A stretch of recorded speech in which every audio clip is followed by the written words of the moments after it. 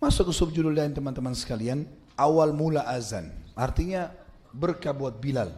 Awal mula azan. Judul kita Bilal Muazzin Nabi SAW. Nanti kita akan sebutkan mulianya azan ini teman-teman sekalian. Luar biasa. Dari Ibnu Umar kata penulis ini, awal mula azan radhiyallahu anhuma, ia berkata, ketika kaum muslimin tiba di Madinah, mereka pun berkumpul. Mereka menunggu sholat tanpa ada panggilan khusus untuknya. Belum ada azan waktu itu. Belum ada azan. Ibnu Umar meriwayatkan radhiyallahu anhuma, ia berkata ketika kaum muslimin tiba di Madinah, mereka berkumpul, mereka menunggu sholat tanpa ada panggilan khusus untuk itu. Suatu hari mereka berbincang-bincang tentang itu.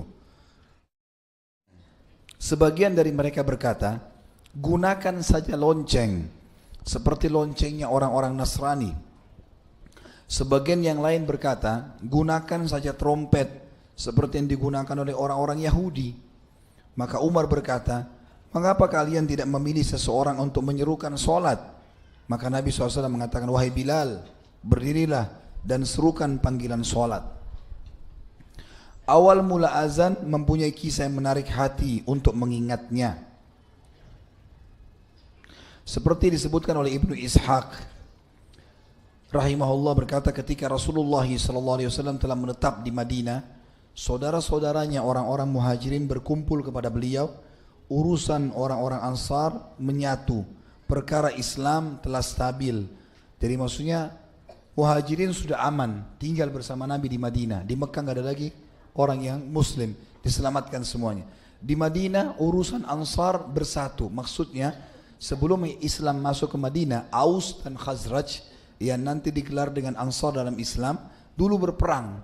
Karena orang-orang Yahudi, 3 suku Yahudi di Madinah, Qainuqa, Nadir dan Quraidah, ini mengadu domba Aus dan Khazraj supaya perang terus nih. Tapi setelah Islam datang nggak ada lagi permusuhan di antara mereka. Dan perkara Islam sudah stabil, sholat ditegakkan, zakat diwajibkan, puasa ditetapkan, hukuman had, pencuri dipotong tangannya dan yang sejenisnya ditegakkan, yang halal dan yang haram ditetapkan. Islam bersemayam kokoh di antara mereka. Orang-orang Ansar adalah orang-orang yang telah tinggal di Madinah dan mereka telah beriman. Ketika Rasulullah SAW tiba di Madinah, kaum muslimin berkumpul kepada beliau untuk menunaikan sholat ketika waktu hampir tiba, tanpa ada panggilan khusus.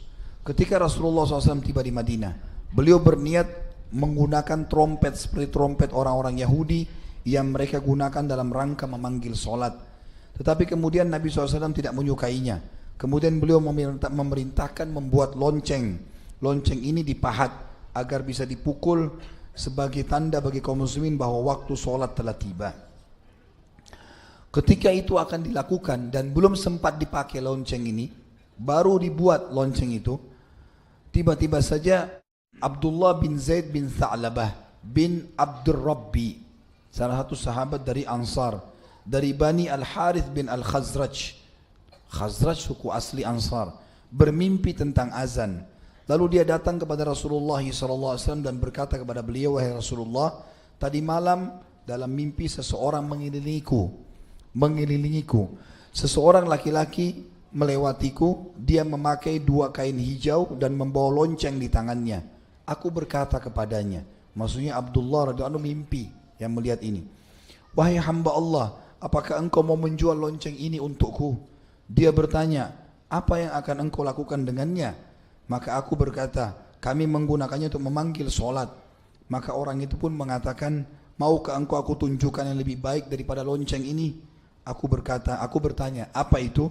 Lalu orang itu mengajarkan kepadaku Rasulullah kalimat, Allahu Akbar, Allahu Akbar, Ashhadu an la ilaha illallah, Ashhadu an la ilaha illallah, Ashhadu anna Muhammadar Rasulullah, Ashhadu anna Muhammadar Rasulullah, Hayya 'alas salah, hayya 'alas salah, hayya 'alal falah, hayya 'alal falah, Allahu Akbar, la ilaha illallah.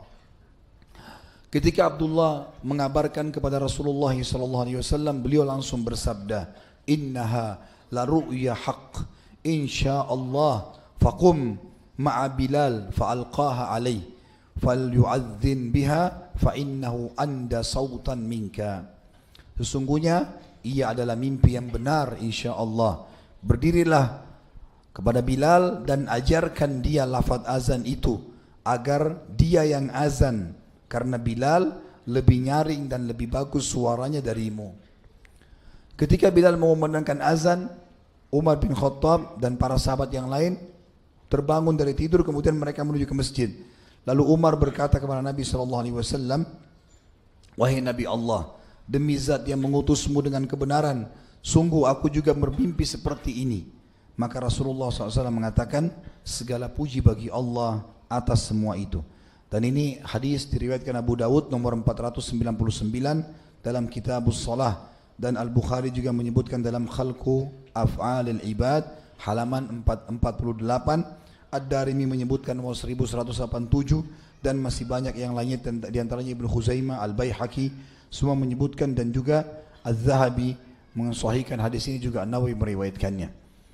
Yang jelas hadis ini menceritakan tentang historinya. Awalnya belum ada azan. Lalu kemudian Nabi SAW tadinya mau mengikuti Yahudi dan Nasrani, tapi belum sempat, maka Allah berikan petunjuk melalui mimpi sahabat yang mulia Abdullah bin Zaid bin Tha'labah radhiyallahu anhu. Di sini juga pelajaran teman-teman sekalian, kalau orang yang azan walaupun fadilahnya besar sebagaimana kita akan sebutkan, juga ada syarat-syaratnya. Orang yang azan suaranya lantang, suaranya bagus, penyebutan lafadznya benar. Jadi bukan hanya sekedar mengejar fadilahnya, karena fadilahnya besar sekali. Nanti akan kita sebutkan dalam pelajaran kita. Dan nanti akan ada manaqib, kelebihan atau keutamaan Bilal, kemudian ada durus wal ibar, pelajaran-pelajaran bisa kita ambil gitu.